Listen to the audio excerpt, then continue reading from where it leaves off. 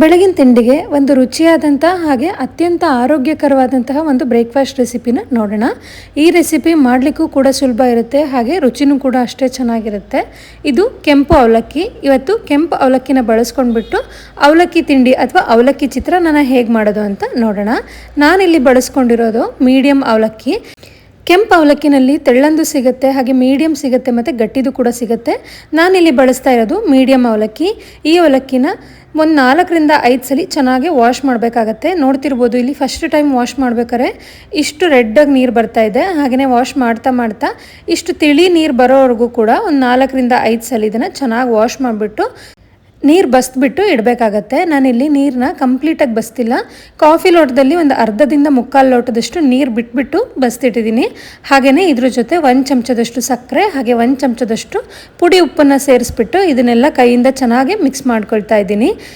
ಅವಲಕ್ಕಿನಲ್ಲಿ ಸ್ವಲ್ಪ ನೀರು ಬಿಟ್ಟು ಬಸ್ತಿಡೋದ್ರಿಂದ ನೀರನ್ನೆಲ್ಲ ಹೀರ್ಕೊಂಡು ಅವಲಕ್ಕಿ ಚೆನ್ನಾಗಿ ಹರಳ್ಕೊಳ್ಳುತ್ತೆ, ಚೆನ್ನಾಗಿ ನೆಂದ್ಕೊಳ್ಳುತ್ತೆ, ಡ್ರೈ ಅನಿಸೋದಿಲ್ಲ. ಹಾಗೆಯೇ ಈ ಥರ ಸಕ್ಕರೆ ಉಪ್ಪು ಹಾಕಿ ಕಲಸಿಡೋದ್ರಿಂದ ಅವಲಕ್ಕಿ ಉಪ್ಪನ್ನು ಹೀರ್ಕೊಂಡು ಟೇಸ್ಟಿಯಾಗಿರುತ್ತೆ, ತಿನ್ನುವಾಗೂ ಕೂಡ ರುಚಿ ಅನಿಸುತ್ತೆ.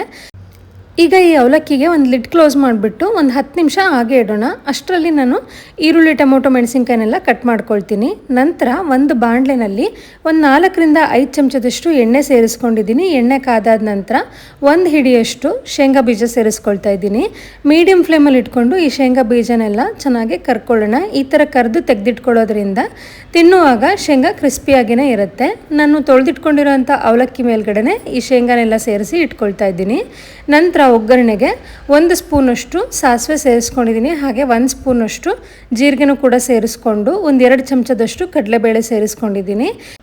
ಕಡಲೆಬೇಳೆ ಸ್ವಲ್ಪ ಫ್ರೈ ಆಗಲಿ, ಹಾಗೆ ಕಲರ್ ಚೇಂಜ್ ಆದ ನಂತರ ನಾನಿಲ್ಲಿ 1 ಗರಿಯಷ್ಟು ಕರಿಬೇವಿನ ಎಲೆನ ಸೇರಿಸ್ಕೊಂಡಿದ್ದೀನಿ. ನಂತರ ಒಂದು 7ರಿಂದ 8 ಹಸಿ ಮೆಣಸಿನ್ಕಾಯಿನ ಈ ಥರ ಉದ್ದುದ್ದ ಸೀಳಿಟ್ಕೊಂಡಿದ್ದೆ, ಅದನ್ನು ಕೂಡ ಸೇರಿಸ್ಕೊಳ್ತಾ ಇದ್ದೀನಿ.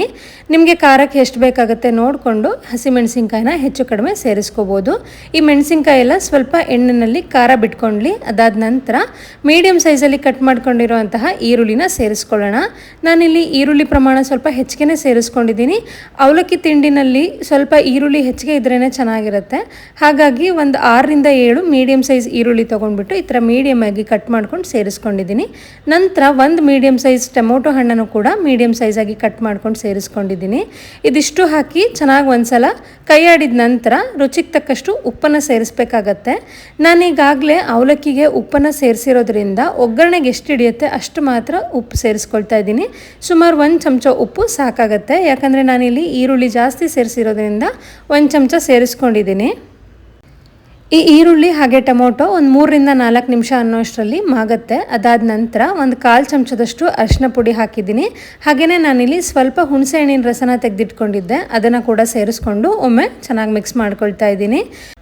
ಅರಿಶಿನ ಪುಡಿದು ಹಾಗೆಯೇ ಹುಣಸೆ ಹಣ್ಣಿಂದು ಎರಡರದ್ದು ಕೂಡ ವಾಸನೆ ಇರುತ್ತಲ್ವ, ಹಾಗಾಗಿ ಒಂದು 2 ನಿಮಿಷ ಇದನ್ನು ನಾನಿನ್ನು ಬಿಸಿ ಮಾಡ್ಕೊಳ್ತಾ ಇದ್ದೀನಿ. ಅಷ್ಟರಲ್ಲಿ ಹುಣಸೆ ಹಣ್ಣಿನ ಹಸಿ ವಾಸನೆ ಹೋಗುತ್ತೆ. ಅದಾದ ನಂತರ ನಾವು ಮಿಕ್ಸ್ ಮಾಡಿ ಇಟ್ಕೊಂಡಿದ್ದಂತಹ ಅವಲಕ್ಕಿನ ಸೇರಿಸ್ಕೊಂಡು ಗ್ಯಾಸ್ನ ಮೀಡಿಯಮ್ ಫ್ಲೇಮಲ್ಲಿ ಇಟ್ಕೊಂಡು ಚೆನ್ನಾಗಿ ಇದನ್ನು ಕೈ ಆಡಿಕೊಂಡ್ರೆ ಅವಲಕ್ಕಿ ರೆಡಿ ಆಗುತ್ತೆ. ಇದ್ರ ಮೇಲ್ಗಡೆ ಕೊನೆಯಲ್ಲಿ ಸ್ವಲ್ಪ ನಿಂಬೆಹಣ್ಣಿನ ರಸನ ಸೇರಿಸ್ಕೊಂಡು ಚೆನ್ನಾಗಿ ಮತ್ತೊಂದು ಸಲ ಮಿಕ್ಸ್ ಮಾಡಿಕೊಂಡು ಟೇಸ್ಟ್ನ ಚೆಕ್ ಮಾಡ್ಕೊಳ್ಳಿ. ಉಪ್ಪೇನಾದರೂ ಕಡಿಮೆ ಇದ್ದರೆ ಪುಡಿ ಉಪ್ಪನ್ನು ಹಾಕ್ಕೊಂಡು ಟೇಸ್ಟ್ನ ಅಡ್ಜಸ್ಟ್ ಮಾಡ್ಕೋಬೋದು. ಹಾಗೆಯೇ ನಿಮಗೆ ಅರಿಶಿನ ಪುಡಿ ಬಳಸಲಿಕ್ಕೆ ಇಷ್ಟ ಇಲ್ಲ ಅಂದರೆ ಸ್ಕಿಪ್ ಮಾಡ್ಬೋದು. ನಾನು ಈ ಕೆಂಪು ಅವಲಕ್ಕಿನ ಲಂಚ್ ಬಾಕ್ಸ್ಗೆ ಪ್ಯಾಕ್ ಮಾಡ್ತಾ ಇರೋದ್ರಿಂದ ಹಸಿ ತೆಂಗಿನಕಾಯಿ ತುರಿನೇ ಸೇರಿಸಿಲ್ಲ. ನೀವೇನಾದರೂ ಬ್ರೇಕ್ಫಾಸ್ಟಿಗೆ ಅಂತ ಮಾಡ್ಕೊಳ್ಳೋರಾದರೆ ಹಸಿ ತೆಂಗಿನಕಾಯಿ ತುರಿ ಸೇರಿಸ್ಕೊಂಡು ಚಿಕ್ಕದಾಗಿ ಕಟ್ ಮಾಡ್ಕೊಂಡಿರೋಂತಹ ಕೊತ್ತಂಬರಿ ಸೊಪ್ಪನ್ನ ಕೂಡ ಸೇರಿಸ್ಕೊಂಡು ಮತ್ತೊಂದು ಸಲ ಮಿಕ್ಸ್ ಮಾಡಿಕೊಂಡ್ರೆ ಅವಲಕ್ಕಿ ತಿಂಡಿ ತುಂಬಾ ರುಚಿಯಾಗಿರುತ್ತೆ. ರೆಸಿಪಿ ಇಷ್ಟ ಆಗಿದ್ರೆ ಲೈಕ್ ಮಾಡಿ, ಹಾಗೆ ಸಬ್ಸ್ಕ್ರೈಬ್ ಮಾಡಿಕೊಂಡು ಸಪೋರ್ಟ್ ಮಾಡಿ. Thank you for watching this video.